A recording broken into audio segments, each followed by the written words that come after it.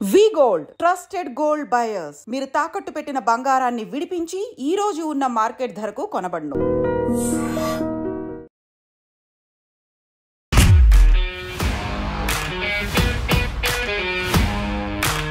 నమస్తే, నేను Kavitha. Welcome to I dream money matters with Anil AKV. Simplifying money, one episode at a time. మనతో పాటుగా ఉన్నారు అనిల్ గారు.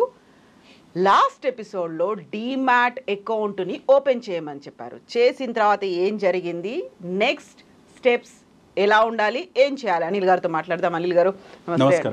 4th ఎపిసోడ్లో మీరు మాట చెప్పారు, డీమ్యాట్ అకౌంట్ ఓపెన్ చేయండి, లేకపోతే అది నేరం. ఎలా అయితే అన్ని హక్కులు ఉంటాయో డీమ్యాట్ అకౌంట్ ఓపెన్ చేయడం కూడా ప్రాథమిక హక్కు అని ఓపెన్ చేసాం. చేసిన తర్వాత ఏమైంది, ట్రంప్ వచ్చాడు, టారిఫ్స్ అన్నారు, ఇంకేదో అన్నారు. స్టాక్ మార్కెట్, క్యాపిటల్ మార్కెట్ అంతా క్రాష్ అయిపోయింది, నష్టాలు వచ్చాయి. బాధ్యులు మీరే కదా. అవును. ఏం చేయాలి మరి ఇప్పుడు? ఏ యావరేజ్ చేసుకోవాలి, ఎలా చేసుకోవాలి? మీరు డీమ్యాట్ అకౌంట్ లాస్ట్ టైం మనం మాట్లాడుకున్నాం. మనం ఏం మాట్లాడుకున్నాము, ప్రతి మనిషికి డీమ్యాట్ అకౌంట్ అనేది ప్రాథమిక హక్కు. ఆధార్ కార్డు లాగా ప్రతి ఒక్కరు కూడా డీమ్యాట్ అకౌంట్ ఓపెన్ చేయాలి, సిస్టమేటిక్ ఇన్వెస్ట్మెంట్ ప్లాన్ చేసుకోవాలి.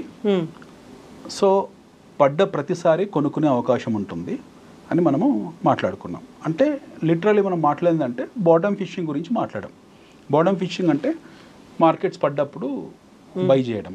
అంటే నీళ్ళు ఎండిపోయినప్పుడు చేపలు ఈజీగా దొరుకుతాయి కదా, గాలం వేసుకోవాల్సిన అవసరం లేదు, నెల బురదలది పట్టుకునే అయిపోతుంది చేతులతో. So markets, there are 2 kinds of markets. 2 రకాల బుల్ మార్కెట్స్ ఉంటాయి. ఒకటి సెక్యులర్ బుల్ మార్కెట్, ఒకటి ఫండమెంటల్ బుల్ మార్కెట్. ఈ పదాలు బాగా వినాలి, మన శ్రోతలు ప్రేక్షకులు కూడా ఇది అర్థం చేసుకోవాలి. One is secular bull market, one is fundamental bull market. Secular bull market అంటే ప్రపంచంలోని ఎలాంటి విషయాలతో సంబంధం లేకుండా అన్ని మార్కెట్స్ వాటి ఫండమెంటల్కు అతీతంగా పరిగెత్తడం. Okay, that's heard bull run అంటారు దాన్ని. మనకు ఈ బుల్ రన్ ఎప్పుడు చూసామనంటే బేసికలీ 2006, 2007, 2008లో చూసాం. బిఫోర్ సబ్ప్రైమ్ క్రైసిస్ కన్నా ముందు కూడా సెక్యులర్ బుల్ మార్కెట్ చూసాం.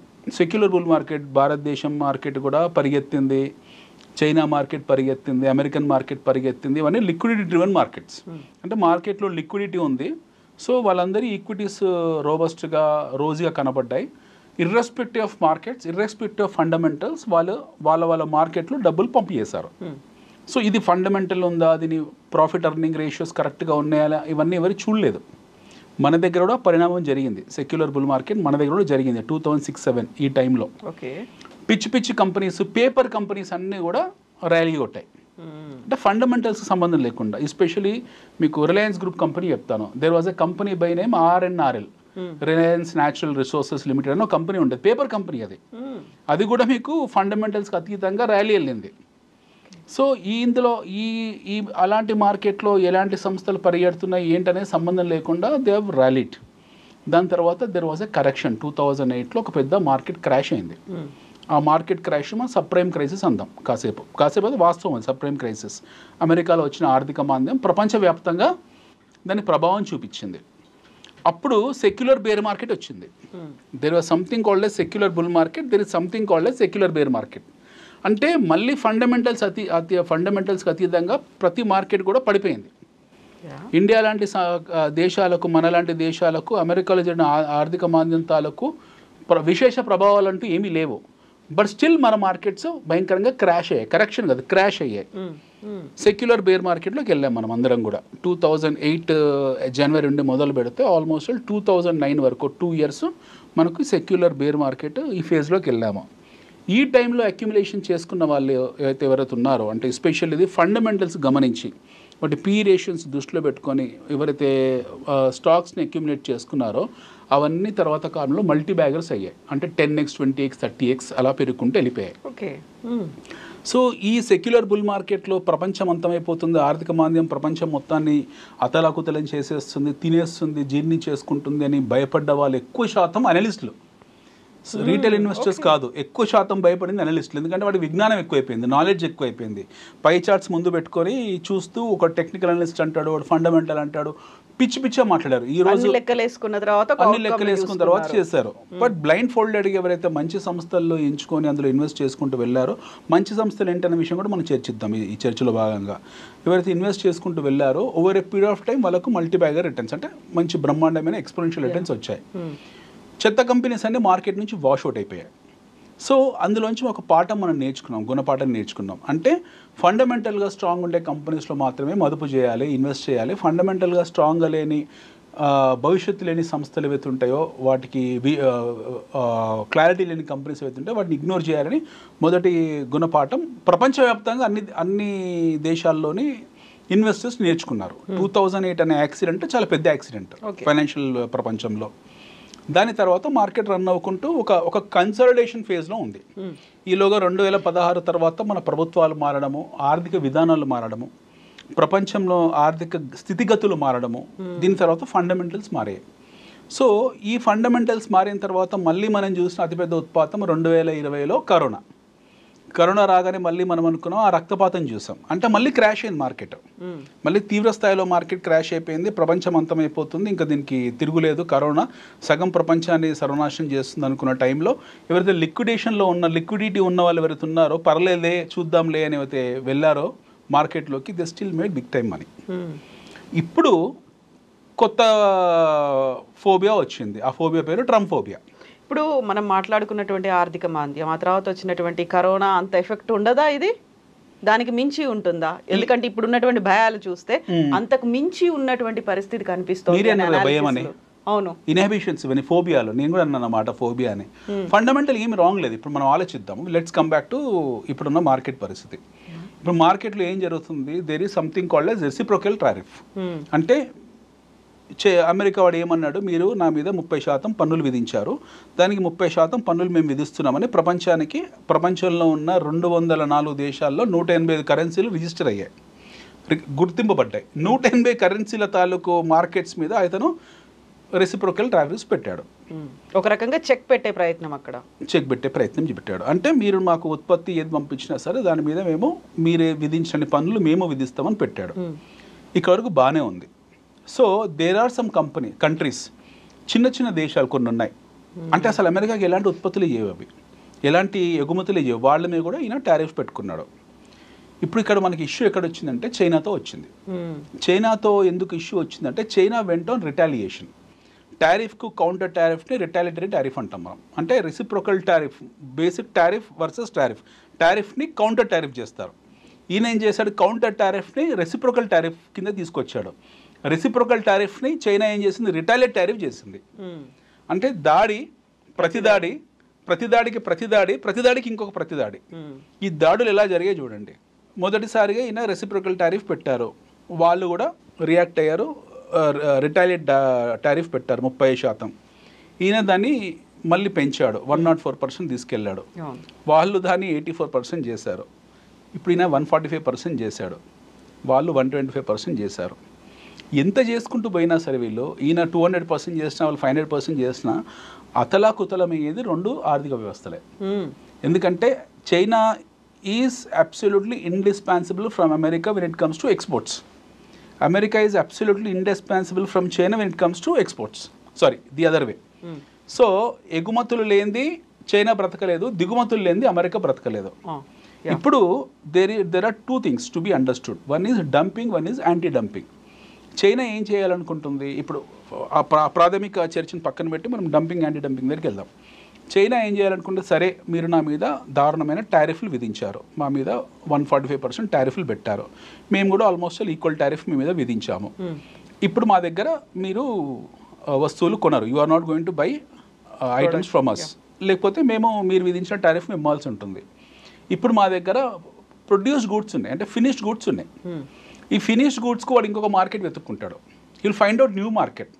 అమెరికా స్థాయి మార్కెట్ ఒక దేశం లేకపోవచ్చు, బట్ భారతదేశంలో చిన్న దేశాలు ప్రపంచవ్యాప్తంగా ఎన్నో ఉన్నాయి. ఆఫ్రికా లాంటి దేశాలు ఉన్నాయి. సో వీళ్ళు టారిఫ్ని ఇప్పుడు వాళ్ళ మీద శాంక్షన్స్ విధించి ఎవరైతే చైనా నుంచి ఈ వస్తువులు దిగుమతి చేసుకుంటారో వాళ్ళ మీద శాంక్షన్స్ విధించే స్థాయిలో అమెరికా లేదు present. America is not in that position to put sanctions on China. China might induce their products to Iran, they might induce their products to India, they might induce their products to other African countries. బహుశా ఇంకా తక్కువ రేట్లు, discount రేట్లు 50%, 60% డిస్కౌంట్లు ఇచ్చేసి dump చేస్తారు. Dumping is accepted.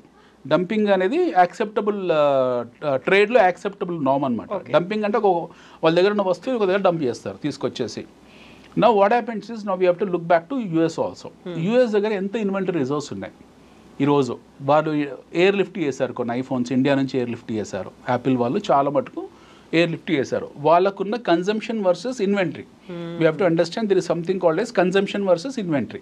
Demand versus supply. ఇప్పుడు consumption versus inventory, demand versus supply.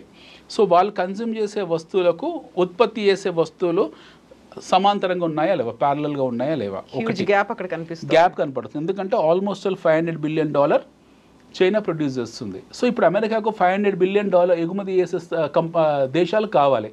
ఆ స్థాయిలో ఎవరున్నారు ప్రపంచంలో? మనం కూడా ఎగుమతి చేస్తాం, బట్ అవర్ ఎగుమతి ఈజ్ ఓన్లీ అట్ $50 బిలియన్. మనం ఎగుమతి చేసేది చైనాలో జస్ట్ 10% మాత్రమే, $50 బిలియన్ మాత్రమే చైనాకు మనము ఎగుమతులు చేస్తాం. మన ఎగుమతులన్నీ కూడా ఫార్మా ప్లస్ ఐటీ రంగం మాత్రమే తప్పిస్తే కన్జంప్షన్ ఎఫ్ఎంసీజీ కానీ ఎఫ్ఎంసీడీ కానీ లేవు. అంటే ఫాస్ట్ మూవింగ్ కన్జ్యూమర్స్ గూడ్స్ కానీ ఫాస్ట్ మూవింగ్ కన్జ్యూమర్ డ్యూరబుల్స్ కానీ మన వైపు నుంచి లేవు. అలాగే ప్రపంచంలో ఇంకా ఏ దేశం లేదు అమెరికాకు ఆ స్థాయి ఉత్పత్తిని పంపించగలిగే దేశాలు ఇంకెవరు లేరు. It is only China who exports such a huge among us pileup of goods. So ఇప్పుడు వాళ్ళ ఇన్వెంటరీ అవుతుందో మ్యాక్సిమం ఇంకొక 6 to 7 months వరకే సరిపోతుంది. అమెరికాలో ఉన్న ఇన్వెంటరీ అవుతుందో 6 నుంచి 7 నెలలు. ఏ వస్తువు అయినా కానివ్వండి, చిన్నపిల్లల ఆట వస్తువు నుంచి మొదలు పెడితే ఐఫోన్ల వరకు ప్రతి వస్తువు కూడా వాళ్ళ ఇన్వెంటరీ స్టాక్ పైలప్ అనేది 6 months మాత్రమే. ఒక 6 నెలల తర్వాత ఏమవుతుందంటే మీకు వాల్మార్ట్ కానివ్వండి లేకపోతే ఇతరత్ర మాల్స్ కానివ్వండి అవన్నీ డ్రై అవుతాయి. మళ్ళీ ఆ డ్రై అయిన షెల్ఫ్స్ ఏవైతే ఉంటాయో, ఓటీసీ ఏవైతే ఉంటుందో, ఓవర్ ది కౌంటర్ ప్రొడక్ట్స్ ఏవైతే ఉంటాయో అవన్నీ ఇంకొక దేశం సప్లై చేయాలి, లేదా సంస్థాగతంగా వీళ్ళు ఉత్పత్తి చేసుకోగలగాలి. వీళ్ళు ఉత్పత్తి చేసుకోవాలి, లేకపోతే దిగుమతి చేసుకోవాలి. దిగుమతి చేసే దేశాలు ఇంకెవరు లేరు చైనా తప్పిస్తే. Now the trade war will halt year. So ఇక్కడ మనం అర్థం చేసుకోవాల్సింది ఏంటంటే అమెరికా ఆర్మ్ ట్విస్ట్ చేసింది చైనాని. అమెరికా ఆర్మ్ ట్విస్ట్ ఎందుకు చేసింది చైనాను అనడానికి 3-4 కారణాలు ఉంటాయి. బహుశా ఇది ప్రీ ప్లాన్డ్ గేమ్ ప్లాన్ కావచ్చు. అంటే ప్రీ ప్లాన్ గేమ్ ప్లానే. రిటాలిటరీ టారిఫ్ ఉంటున్న విషయం అమెరికాకు తెలుసు. ఈగో మీదకి ట్రంప్ వెళ్ళాడు, ఇలా అనుమానం కూడా లేదు. It was a ego trip which he has gone ahead. అక్కడ వాళ్ళకు లోపల ఉన్న సెనెట్ సభ్యులు కానివ్వండి, ఆయన సొంత పార్టీ వాళ్ళు రిపబ్లికన్స్ కానివ్వండి, డెమోక్రాట్స్ కానివ్వండి, లేకపోతే సామాన్య ప్రజలు కానివ్వండి, మొత్తం 50 రాష్ట్రాలు విపరీతం తిరుగుబాటు చేశారు, రోడ్ల మీదకి వచ్చి గొడవలు చేశారు, నానా రచ చేస్తే దాన్ని 90 days హాల్ట్ అని పెట్టాడు. ఇప్పుడు ఈ 90 days హాల్ట్ అనేది ట్రేడ్ హాల్ట్, బారింగ్ చైనా అని చెప్పాడు. బారింగ్ చైనా అమెరికా లేదు. ఈ 90 days హాల్ట్ ఎంతకాలం సర్వైవ్ అవుతుంది, దాన్ని ఎంతకాలం ఇంకా ఎక్స్టెన్షన్ చేసుకుంటూ పోతారు. ఇక స్కీమ్ రన్ అవుతుంటుంది. ఆషాఢ మాసం నుంచి శ్రావణ మాసం వరకు మన స్కీమ్స్ రన్ అయినట్టు ప్రతి నెల ఈ స్కీమ్స్ రన్ అవుతుంటాయి. So nothing to worry about this particular event which is happening now, which is a temporary blip for capital markets. Capital మార్కెట్స్లో ఏమవుతుందంటే there are 2 kinds of investors. One is retail investor, the other one happen to be the FI అంటాం మనం, foreign institutional investor. ప్రతి దేశంలో ఎఫ్ఐస్ ఉంటారు, retail investors ఉంటారు. అమెరికాలో జరిగిన అమ్మకాల్లో 3 రకాల అమ్మకాలు జరిగాయి. ఒకటి foreign institutional investor, domestic institutional investor as well as retailers. ఈ ముగ్గురు ఒకేసారి అమ్మకాలకు పాల్పడ్డారు. అంటే భయంతో, మా ఎకానమీ మొత్తం రెసిషన్కి వచ్చేసింది అన్న భయంతో వాళ్ళు అమ్మకాలకు పాల్పడ్డారు. ఆ రెసిషనరీ ఫియర్స్ డిప్రెషన్ ఫియర్స్ వరకు వెళ్ళింది. అంటే 1929లో అమెరికాలో వచ్చిన గ్రేట్ డిప్రెషన్స్ తాలూకు డిప్రెషన్ మళ్ళీ అమెరికాలో వస్తుందా, అంటే పూర్తిగా స్తంభించిపోతుందా, ఆర్థిక వ్యవస్థ చితికిపోతుందా అన్న స్థాయిలో భయభ్రాంతులకు అమెరికన్ ప్రజలు గురయ్యారు. కానీ ట్రంప్ డెఫినెట్లీ ఆయన ఇంటెన్షన్ అది కాదు. అమెరికన్ ఎకానమీని రెసిషన్ వరకు తీసుకెళ్ళడం ఆయన ఉద్దేశం అని ఉండొచ్చు. బట్ డిప్రెషన్ వరకు తీసుకెళ్ళిపోతే మొత్తం వ్యవస్థ అతలాకుతలం అయిపోతుంది. They will go for mad dogs. But అది కాదు. ఆయన ఏంటంటే బెదిరించాలని చూశాడు, భయపెట్టించాడు, కార్నర్ చేశాడు. కార్నర్ అయిన వాళ్ళందరూ రిటాలియేట్ చేయడం మొదలుపెట్టారు. రిటాలియేషన్ అనేది ఆయన ఊహించలేదు. అంటే యూరోప్ రిటాలియేట్ చేస్తుంది, చైనా రిటాలియేట్ చేస్తుంది, ఈవెన్ వాళ్ళ అత్యంత క్లోజ్ ఫ్రెండ్స్ ఎవరైతే ఉన్నారో ఈవెన్ జపాన్ కూడా రిటాలియేట్ చేస్తుంది, ఎక్సెప్ట్ ఇండియా. ఒక భారతదేశం తప్పిస్తే ప్రపంచంలో ఆయన విధించిన టారిఫ్లు అందరూ రిటాలియేట్ చేశారు. Now the issue is, so for America to survive on the domestic consumption they have to depend on the export dependent nations. So మళ్ళీ వాళ్ళు ఏదో ఒక ఒప్పందాలు చేసుకోవడము, బయలెటరల్ రిలేషన్షిప్ని పెంపొందించుకోవడానికి మళ్ళీ ఏమైనా చర్చలు కొనసాగించడం ఏదో జరుగుతుంది అందులో definitely. Because America cannot afford to become bankrupt. America 29 trillion economy, almost 30 trillion ఎకానమీలో 60 trillions they are sitting on bond. So bond deals పడిపోయింది అనుకోండి, అంటే వాళ్ళ డాలర్ ఈక్వేషన్ పడిపోయింది అనుకోండి, డాలర్ స్ట్రెంగ్త్ పడిపోయింది అనుకోండి, America will go, it will become another Afghanistan. ఎప్పుడైతే వాళ్ళ డాలర్ స్ట్రెంగ్త్ పడిపోయినా, వాళ్ళ డాలర్ డినామినేషన్ పడిపోయినా, వాళ్ళ డినామినేటర్ పడిపోయినా, then it will what you call, it will become a sinking ship. ఒక టైటానిక్ అయిపోతుంది, ఆర్థిక సునామీలో అమెరికా కొట్టుకుపోతుంది. ఈ సంగతి సగటు బేసిక్ ఎకనామిక్స్ తెలిసిన ప్రతి ఒక్కరికి తెలుసు. సో మళ్ళీ ట్రంప్ ఎందుకు ఇలా చేశాడు అన్నదానికి 4 కారణాలు ఉంటాయి. దేర్ ఈజ్ ఏ కొత్త రీజన్ వస్తుంది. ఇప్పుడు మార్కెట్లోకి కొత్త రీజన్ వచ్చింది. ఐమ్ టాకింగ్ అబౌట్ మార్కెట్ వర్గాల నుంచి కొత్త రీజన్ వచ్చింది. Trump know this, Trump has involved, ఒక రూమర్, ఇది grapevine, this is a rumour which is floating around. Trump has involved in insider trading. ఆయన ఇన్సైడర్ ట్రేడింగ్లో పాల్పడ్డాడు. ఆయన క్రోనీ సంస్థలు, ఆయన దగ్గర ఎల్ఐస్ ఎవరైతే ఉన్నారో వాళ్ళు ముందే అమెరికన్ మార్కెట్స్లో, ప్రపంచ మార్కెట్స్లో స్టాక్ షార్ట్ సెల్లింగ్ చేశారు, కాల్ రైటింగ్స్ చేశారు. ఇలాంటి న్యూస్లు ట్రిగ్గర్ చేసి దెన్ మార్కెట్ని పడేసి దే మేడ్ హ్యూజ్ మనీ అని ఒక టాక్ ఉంది. ఇది మార్కెట్ వర్గాల టాక్. ఓకే, ఇలాంటి రూమర్స్ వస్తాయి ఇన్ జనరల్గా. Even WTO, world trade organisation కూలిపోయినప్పుడు కూడా అంత ముందుకు ఒక 4 రోజుల ముందు నుంచి ఎయిర్లైన్ కంపెనీస్లో షార్ట్ సెల్లింగ్ ఉంది, అది ముందే ఇన్సైడర్ జాబ్ అని చెప్పేసి ఒక రూమర్ అప్పట్లో క్రియేట్ అయింది. సో సిమిలర్ కూడా ఇప్పుడు కూడా ముందే ట్రంప్ తాలూకు వ్యక్తులు, ఆయన వ్యవస్థ అవుతుందో వాళ్ళు ముందే మార్కెట్లో షార్ట్ సెల్ చేసి కూర్చున్నారు. ఈ న్యూస్లు ట్రిగ్గర్ చేశారు. ప్రపంచం నుంచి రిటైలేషన్ మొదలు కాగానే పాజ్ పెట్టాడు. వీళ్ళంతా షార్ట్స్ని కవర్ చేసుకుని మన షార్ట్ సెల్లింగ్ ఏంటని తర్వాత చర్చిద్దాము. వీళ్ళంతా షార్ట్స్ కవర్ చేశారు. They made big time money. ఒకే రోజులో $3 బిలియన్, $5 బిలియన్ వీళ్ళ గ్రూప్లో ఒక వ్యక్తి సంపాదించాడు అనేది ఒక టాక్ వచ్చింది మార్కెట్లో. ఇదే నిజం అవుతే ఆయన కంపెనీలు మాత్రమే బాగుపడి ఉంటాయి. అది అమెరికన్ ఆర్థిక వ్యవస్థకి ఎలా ఉపయోగపడింది? దానికి అమెరికన్ ఆర్థిక వ్యవస్థని ట్రంప్ హయాం 4 సంవత్సరాలు.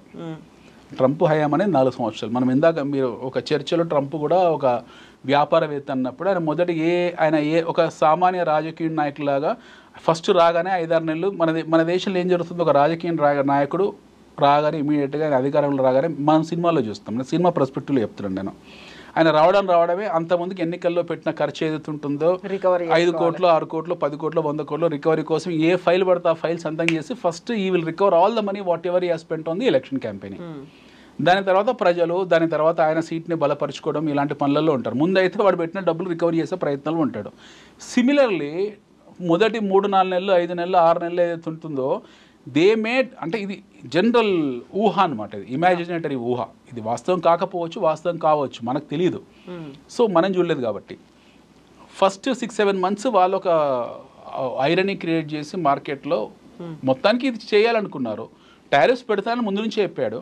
టారిఫ్స్ పెట్టారు, మార్కెట్స్ని పడేశారు, మార్కెట్స్లో షార్ట్ సెల్ చేసి కూర్చున్నారు, లక్షల కోట్ల రూపాయలు బయటికి తీశారు. ప్రపంచంలో ఉన్న అన్ని మార్కెట్స్ని వాళ్ళ తాలూకు వ్యక్తులు షార్ట్ సెల్ చేశారు. They made big time money, exited from the market. ఇప్పుడు వాళ్ళు దాన్ని సీజ్ చేసుకుంటూ మళ్ళీ ఆ ఒప్పందాలు ఏవైతే ఉంటాయో మళ్ళీ దాన్ని రివర్ట్ బ్యాక్ చేసుకుంటూ మెల్లిగా టారిఫ్స్ని పాజ్ చేసుకుంటూ వెళ్తారు. తర్వాత దీన్ని నార్మలైజ్ చేస్తారు అనేది ఒక వన్ ఆర్గ్యుమెంట్, ఒకవైపు ఆర్గ్యుమెంట్. రెండో వైపు ఆర్గ్యుమెంట్ ఏంటి, ఈయనకు కంప్లీట్ పాథాలజికల్ డిజార్డర్ ఉంది, ఈగో ట్రిప్ మీద వెళ్ళాడు. చైనా జింపింగ్ అసలు దానికి రియాక్టే కాలేదు. ఈ వాజ్ కంప్లీట్లీ పాథాలజికలీ బిహేవ్డ్ అబ్జర్వ్, పిచ్చోల్లా ప్రవర్తించాడు. జింపింగ్ సైలెంట్గా ఉన్నాడు. ఇప్పుడు ఆయనకు చాయిస్ లేదు, అక్కడ ప్రజలు తిరగబడుతున్నారు కాబట్టి ఆ పాజ్ పెట్టి మెల్లిమెల్లిగా విత్డ్రా చేసుకుంటూ వెళ్తాడని ఒక ఆర్గ్యుమెంట్. మూడో ఆర్గ్యుమెంట్ ఏంటి, అమెరికా తన సావర్నిటీని, తన సుప్రీమసీని చూపించుకోవడానికి, ప్రపంచానికి ఒక సందేశం పంపడానికి దీన్ని వాడుకున్నారు అనేది. Which ever the way, net ఏదైనా కావచ్చు. కానీ ట్రంప్ మొదటి 4-5 నెలల హయాంలో నష్టపోయింది అమెరికా ప్రజలు, నష్టపోయింది ప్రపంచం కాదు. ప్రపంచానికి కొత్త మార్కెట్ దొరుకుతుంది. చైనాకు బహుశా అమెరికా అంటే పెద్ద మార్కెట్ దొరకకపోవచ్చు. చైనా ఇదివరకు సంపాదించినంత గొప్పగా డాలర్లు సంపాదించకపోవచ్చు. ఇదివరకు ముద్రించినంత గొప్పగా ముద్రించబడ్డ బాండ్స్ వీళ్ళు కొనకపోవచ్చు. బట్ చైనాకు వచ్చే నష్టం లేదు వ్యక్తిగతంగా, ఎందుకంటే చైనా వాళ్ళ దగ్గర సప్లై డిమాండ్కు తగ్గ కన్జంప్షన్ వాళ్ళ దగ్గరే ఉంది. మన దేశానికి వచ్చిన నష్టం లేదు. కాకుంటే ఆ రోజు ఎందుకు బ్లాక్ మండేగా అభివర్ణించారు? మొత్తం అన్నీ క్రాష్ అయిపోయాయి, ఇన్ని వేల కోట్ల నష్టం వచ్చింది అనేది ఉంది. కేవలం మీరు అమెరికా ప్రజలే నష్టపోయారు అనుకున్నప్పుడు మనం కూడా నష్టపోయాం కదా. క్యాపిటల్ మార్కెట్లో ఎవరైతే ఇన్వెస్ట్ చేశారో వాళ్ళందరికీ నష్టాలే వచ్చాయి కదా. I'll come to that. See, there is something called as physical loss and virtual loss. Physical loss అని అంటే మీరు ఒక స్టాక్ కొన్నారు. ఫర్ ఎగ్జాంపుల్ ఒక 100 రూపాయలు పెట్టి ఒక స్టాక్ కొన్నారు. ఇందాక అన్నారు అనిల్ గారు మీరు డిమాట్ అకౌంట్ ఓపెన్ చేయించారు, నేను లాస్ అయ్యారని. మీరు ఎప్పుడు లాస్ అవుతారంటే మీరు స్టాక్ లాస్ బుక్ చేసిన రోజు లాస్ అవుతారు. There is something called as notional loss, something called as physical loss. మీరు ఒక స్టాక్ కొన్నారు, ఒక 100 రూపాయలు ఇన్వెస్ట్ చేశారు మార్కెట్లో.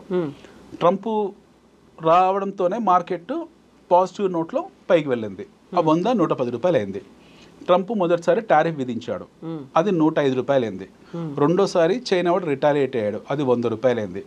ట్రంప్ మళ్ళీ టారిఫ్ విధించాడు, 95 అయింది. చైనా మళ్ళీ రిటాలియేట్ చేసింది, అది 90 రూపాయలు అయింది. ఇప్పుడు ట్రంప్ ఏం చేశాడు, 90 రూపాయలు మీ స్టాక్ ఇప్పుడు 90 రూపాయలకు వచ్చిందో పాజ్ అన్నాడు.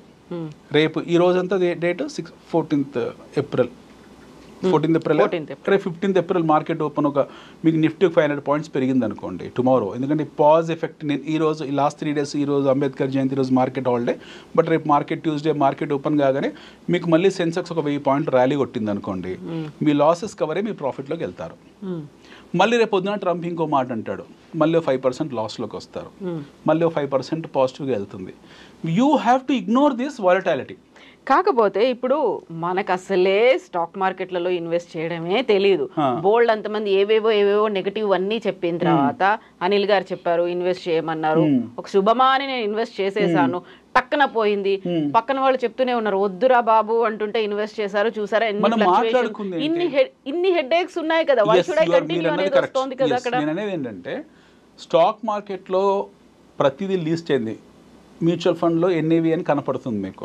స్టాక్ మార్కెట్లో ఏం జరుగుతుంది, మీరు పెట్టిన పెట్టుబడి మీకు ప్రత్యక్షంగా కనపడుతుంది. దాని ఒడిదొడుకులు విక్స్ తెలుస్తుంది. అంటే వాలటైల్ ఇండెక్స్ని బట్టి మీ స్టాక్ ప్రైసెస్ అన్ని ఒడిదొడుకులు ఈసీజీ గ్రాఫ్లో కిందికి మీదకి వెళ్తుంటాయి. ఒకటి మ్యూచువల్ ఫండ్ కొన్నారు, దాన్ని ఎన్ఏవి అంటాం, నెట్ అసెట్ వాల్యూ. అది కూడా కిందికి మీదకి మార్కెట్స్ని బట్టి వెళ్తూ ఉంటుంది. బంగారం కొన్నారు, రకరకాల వార్తల ద్వారా బంగారం 100 200 ప్రతిరోజు ప్రతి గంట ప్రతి క్షణం మారుతూ ఉంటుంది. ఇప్పుడు 1,00,000కి చేరుతుంది అంటున్నారు, కొద్ది కాలంలో 55,000 పడిపోతుంది అంటున్నారు. అది కూడా మాట్లాడదాం. కమోడిటీ ఒకటి ఉంది మనం మాట్లాడాల్సింది. అవును. నెక్స్ట్ వచ్చేసి రియల్ ఎస్టేట్. ఫర్ ఎగ్జాంపుల్ తీసుకుందాం, ఈ ప్రాపర్టీ ఉంది జూబ్లీహిల్స్లో, ఐ డ్రీమ్ ఆఫీస్ ఉంది, బిల్డింగ్ ఉంది. ఈ బిల్డింగ్ విలువ ఈ క్షణం మీరు చెప్పగలుగుతారా? నేను చెప్పలేను, మీరు చెప్పలేరు. ఎవరైనా 10 మంది బయ్యర్స్ వచ్చి 10 మంది నెగోషియేట్ చేస్తారని మనకు నిజమైన విలువ తెలియదు. దీని కనుక స్టాక్ మార్కెట్ లిస్ట్ చేసామనుకోండి, ప్రతి ఒక్క ట్రేడ్ చేసేవాడు దాన్ని. మీకు అర్థమవుతుందా? ఈ బిల్డింగ్ కనుక స్టాక్ మార్కెట్లో లిస్ట్ చేస్తే ప్రతిరోజు ప్రతి క్షణం మీకు వాలటాలిటీ ఉంటుంది. అమ్మ నా బిల్డింగ్ విలువ ఇంత 100 రూపాయలట, అమ్మ నా బిల్డింగ్ 95 రూపాయలట, అమ్మ నా బిల్డింగ్ 1000 రూపాయలట అని కంగారు పడుతుంటారు. ఎవరు ఈ బిల్డింగ్ ఓనరు? దీన్ని లిస్ట్ చేయలే కాబట్టి అందరూ క్షేమంగా ఉన్నారు. ఈరోజు హైదరాబాద్ మార్కెట్లో రియల్ ఎస్టేట్ స్తబ్దుగా ఉంది. డెఫినెట్లీ కొంచెం నెగోషియేటింగ్ ప్రైస్లో ఉంది. That doesn't mean that Hyderabad has gone to dearth. అలా ఏం జరగలేదు, అలా జరగదు కూడా. ఓకే, స్తబ్దత వేరు. అంటే ఈ కన్సల్టేషన్ ఫేజ్ వేరు, బుల్ మార్కెట్ వేరు, బేర్ మార్కెట్ వేరు, కరెక్షన్స్ వేరు. మనం మాట్లాడుకుంది ఏంటంటే సిప్ల గురించి మాట్లాడడం, ఎస్ఐపి గురించి మాట్లాడడం. Every dip happen to be buying opportunity. There is a sun setting which happens today and there will be sunrise which will happen tomorrow. Stock మార్కెట్లో కూడా మార్నింగ్ 9 గంటల 15 నిమిషాలకు ఓపెన్ అవుతే 3:30 క్లోజ్ అవుతుంది. ఈ మధ్యలో మీకు కొన్ని లక్షల మంది కొన్ని కోట్ల ట్రాన్సాక్షన్స్ చేస్తారు. మీ స్టాక్ 100 సార్లు వాలటాలిటీకి గురవుతుంది. ఒకసారి క్రాష్ అవుతుంది, ఒకసారి లేస్తుంది, ఇవన్నీ చేస్తాయి. We're not looking at to that.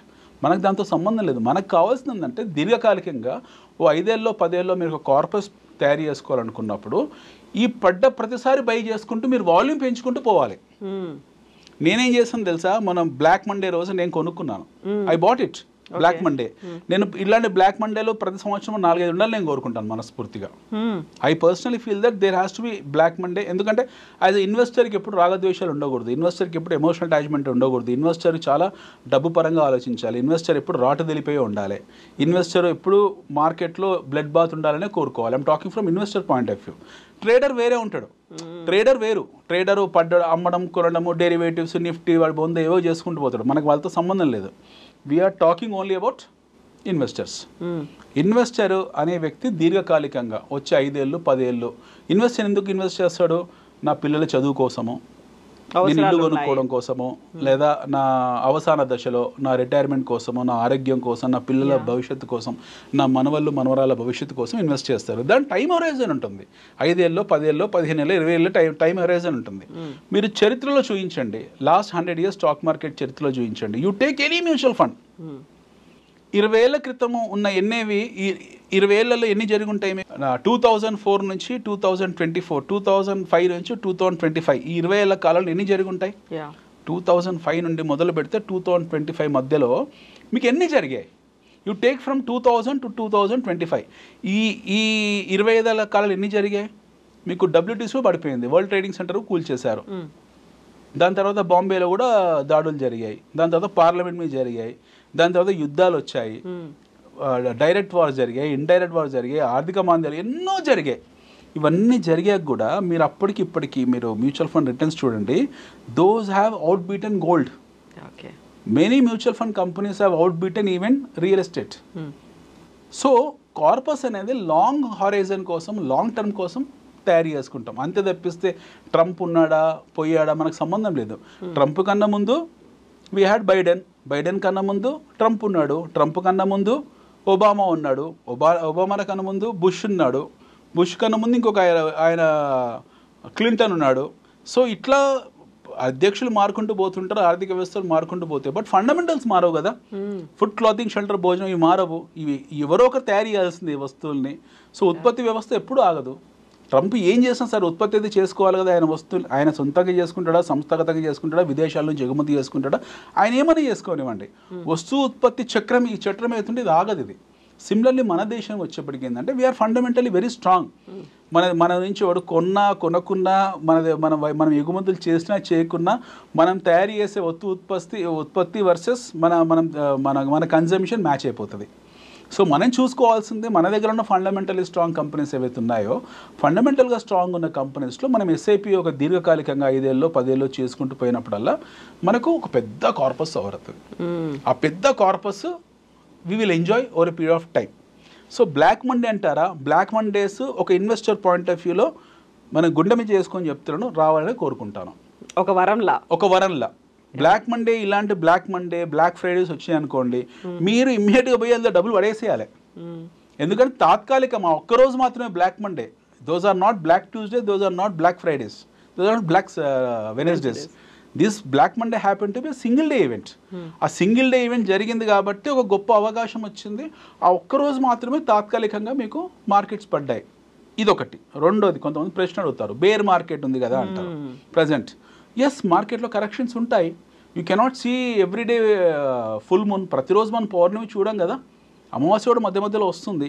మీరు ఒక పీక్ స్టేజ్లో లా ఆఫ్ యావరేజింగ్ ఎలా ఫంక్షన్ అవుతుందంటే, ఒక పీక్ స్టేజ్లో తెలియకుండా మార్కెట్స్ 26,000 27,000 నిఫ్టీ ఉన్నప్పుడు ఇన్వెస్ట్ చేశారు, మార్కెట్స్ కరెక్ట్ అయ్యాయి, మీ ఫండ్స్ అన్నీ కూడా 30-40% కరెక్ట్ అయ్యి ఉండొచ్చు ఈ 1 year కాలంలో. బట్ మీ టైం హరైజన్ 1 year కాదు, మీ time horizon 5 to 6 years. A bear market ప్రపంచవ్యాప్తంగా 2-3 సంవత్సరాల కన్నా ఎక్కువ లేదు. సో ఈ బేర్ మార్కెట్లో people need to understand that you are investing in a bear market. Okay, if you ask me, even 26,000 Nifty is also part of bear market. ఇది హాస్యాస్పదంగా ఉంటుంది వినడానికి కూడా. మనం మొన్న చూసిన నిఫ్టీ పీక్స్ ఏవైతే ఉన్నాయో రీసెంట్గా market life time highs, LTH అంటాం మనము, ఈ లైఫ్ టైమ్ హైస్ కూడా పార్ట్ ఆఫ్ బేర్ మార్కెట్. ఎందుకంటే బేర్ మార్కెట్ అంటే ఇన్హరెంట్ బేర్ మార్కెట్లో అండర్ వాటర్ బేర్ మార్కెట్ మొదలయ్యే ఆల్మోస్ట్ 2 years అయింది. ఈరోజు కొత్తగా మొదలు కాలేదు. బేర్ మార్కెట్ అంటే మార్కెట్ ఒడిదుడుకులు, there is something called as VIX, volatility index అంటాం. బేర్ మార్కెట్లో షార్ట్ కవరింగ్ ద్వారా వచ్చిన ర్యాలీ చూసాం మనం లాస్ట్ ఇయర్. షార్ట్ కవరింగ్ అంటాం అది. షార్ట్ సెల్లింగ్ చేసి కవర్ చేసి, షార్ట్ సెల్లింగ్ చేసి కవర్ చేసుకుంటూ వెళ్ళారు. సో ఆ బేర్ మార్కెట్ తాలూకు పీక్స్ ఏవైతే చూసామో 26,000 నిఫ్టీ అవుతుందో, that happen to be bear market peak. That is not bull market. ఇంతవరకు మనం బుల్ మార్కెట్ చూడలేదు ఈ రోజు వరకు కూడా. జెన్యూన్లీ ఇండియా బుల్ మార్కెట్ చూడలేదు ఇప్పటిదాకా చూడలేదు. What we have seen is a fundamental consolidation of economy. గత 30 సంవత్సరాలుగా మనం చూస్తుంది ఫండమెంటల్ కన్సాలిడేషన్ ఆఫ్ ఎకానమీ. ఇది బాగా గుర్తుపెట్టుకోండి, చూసే వాళ్ళు కూడా చెప్తున్నాను. What we are seeing all these years happen to be a fundamental consolidation. మనం నిర్మించుకునే ప్రక్రియ మాత్రమే చూస్తున్నాము. భారతదేశము తనని తనను ఆవిష్కరించుకుంటుంది, తనని తనను నిర్మించుకుంటుంది. It is now building itself. India is building itself. We have not seen any bull market so far. 26,000 Nifty happened to be nothing but part of bear market. If somebody believes that this is bull market, it is nonsense, absolute nonsense. అది bull market కానే కాదు. మనం building ఫేజ్లో ఉన్నాం, మన దేశాన్ని నిర్మించుకునే ఫేజ్లో ఉన్నాం. అభివృద్ధి చెందిన దేశాలతో మనకు పోలిక లేదు. ఈ భూమి మీద అభివృద్ధి చెందిన ఐరోపా దేశాలు మీకు స్వీడన్ కానివ్వండి, ఫ్రాన్స్ కానివ్వండి, ఇటలీ కానివ్వండి, జర్మనీ కానివ్వండి, నార్వే కానివ్వండి, ఫిన్లాండ్ కానివ్వండి, బ్రిటన్ కానివ్వండి, ఇటు ఏషియాకు వచ్చేప్పటికి మీకు తైవాన్ కానివ్వండి, సింగపూర్ కానివ్వండి, హాంకాంగ్ కానివ్వండి, సౌత్ కొరియా కానివ్వండి, జపాన్ కానివ్వండి, ఫర్ దట్ మ్యాటర్ చైనా కానివ్వండి, కింద న్యూజిలాండ్, ఆస్ట్రేలియా, అటు వెళ్తే అమెరికా కానివ్వండి, కెనడా కానివ్వండి, ఈ దేశాలతో మనకు పోలిక లేదు. This are happen to be developed economies. వాళ్ళ standard of living utmost the best. So అలాంటి స్థాయి రోడ్లు మనకు లేవు, అలాంటి స్థాయి ఎయిర్పోర్ట్స్ మనకు లేవు, అలాంటి స్థాయి పబ్లిక్ ట్రాన్స్పోర్టేషన్ మనకు లేదు, అలాంటి స్థాయి లైఫ్ స్టైల్ మనకు లేదు, అలాంటి స్థాయి ఇన్ హౌస్ కిచెన్స్ మనకు లేవు, అలాంటి స్థాయి వేరే వార్డ్రోబ్స్ లేవు, అలాంటి స్థాయి వాష్రూమ్స్ లేవు.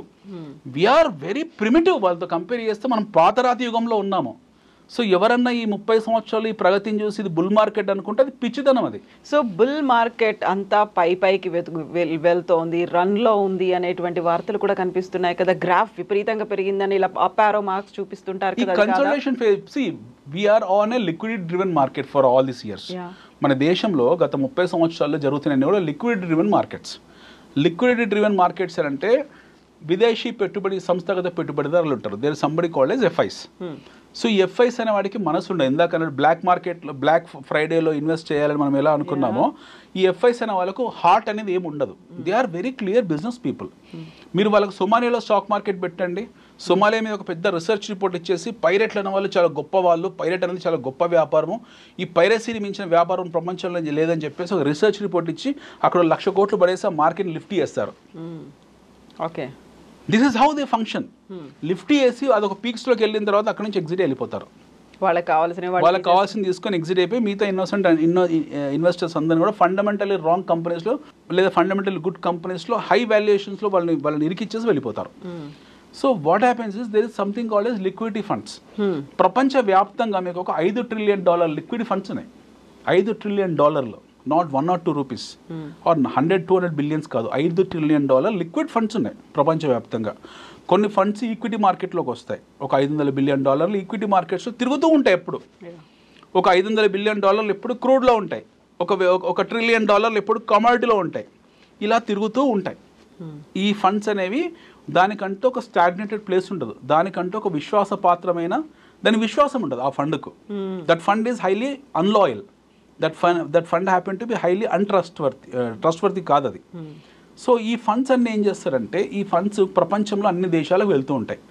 సో వాళ్ళకి ఇక్కడ మంచి మార్కెట్ కనపడింది, షార్ట్ టర్మ్గా సంవత్సరం 2 సంవత్సరాలు డబ్బులు సంపాదించుకోవచ్చు అనుకున్న టైంలో ఆ మార్కెట్లోకి వెళ్తారు, రీసెర్చ్ రిపోర్ట్స్ వదులుతారు. India GDP 10%, India GDP 20%, Indian functions ఇలా ఉన్నాయి, ఇండియన్ కంపెనీస్ అలా ఉన్నాయని చెప్పేసి మూకుమ్మడికి వస్తారు. వాళ్ళు వచ్చేసి డంప్ చేస్తారు డబ్బులు ఒకేసారి. 10 లక్షల కోట్లు 15 లక్షల కోట్లు డంప్ చేస్తారు. 30%, 40%, 50% రిటర్న్ వాడికి వచ్చిన తర్వాత మార్కెట్ వాడి లిక్విడిటీ డ్రైవ్ ద్వారా మార్కెట్ పీక్స్లోకి వెళ్తాయి. అవుట్ ఆఫ్ ఫండమెంటల్స్ అవుతాయి అవి. కంపెనీస్ కూడా కాస్ట్లీ కనపడతాయి. దెన్ దే ఎగ్జిట్, మార్కెట్లోంచి ఎగ్జిట్ వెళ్ళిపోతారు. ఎగ్జిట్ ఎక్కడికి వెళ్ళిపోతారు, మళ్ళీ వాళ్ళకి ఆ ఫండ్ వాటిని పార్కింగ్ ఫండ్స్ అంటాం. వాడికి ఏదో మార్కెట్ దొరుకుతుంది, ఆ మార్కెట్లో వెళ్ళిపోతాడు, ఎక్కడికి వెళ్ళిపోతాడు వాడు. సో ఈ ప్రాసెస్లో వాడు షార్ట్ సెల్ చేస్తాడు, వాడు హెడ్జ్ చేస్తాడు, వాడు స్ట్రాంగిల్ అంటాడు, వాడు కరెన్సీ హెడ్జ్, అన్ని రకాల డ్రామాలు చేస్తారు వాళ్ళు. సో మనం ఈ రోజు వరకు చూసింది కూడా రీటైల్ పార్టిసిపేటరీ బుల్ మార్కెట్ కాదు. ఎందుకంటే మన ఇండియాలో రీటైల్ పార్టిసిపేషన్ అనేది లెస్ దెన్ 10% ఉంది. మన మార్కెట్స్లో our participation is less than 10%. అందులో 8% డార్మెంట్ అకౌంట్సే. అంటే యాక్టివ్ పార్టిసిపేషన్ ఓన్లీ 2% మాత్రమే ఉంది. మీకు అర్థమవుతుంది నేను చెప్పేది. So we have some 12-13% total demat accounts which are participating in stock markets, in which you almost have 70% dormant accounts, అంటే డెడ్ అకౌంట్స్. మీరు నేను అందరం అకౌంట్లు ఓపెన్ చేస్తాం ఎవడో చెప్పాడని చెప్పి అందులో మనం ట్రేడ్ చేయం, పాడు చేయం, వదిలేస్తాం దాన్ని. సో యాక్టివ్ ట్రేడర్స్ వచ్చేసి మీకు లెస్ దెన్ 2% ఉంది. అంటే 2-3 కోట్ల మంది ఉన్నారు యాక్టివ్గా ట్రేడ్ చేసేవాళ్ళు. అంటే ఇన్వెస్ట్ ఉంటే ఉండొచ్చు, బట్ యాక్టివ్ ట్రేడర్స్. బట్ మన ట్రేడింగ్ ఫినామినాని, అంటే మన ట్రేడింగ్ మెకానిజంని మన రీటైల్ ఇన్వెస్టర్స్ డిసైడ్ చేయరు. దీన్ని డిసైడ్ చేసేది big muscle. big hands, who has got money pockets, money power. They have money power, they have muscle power, they can manipulate the market whenever they wish. So వాళ్ళు వస్తారు, మార్కెట్లో participate చేస్తారు, profit book చేసుకుంటూ వెళ్తూ ఉంటారు.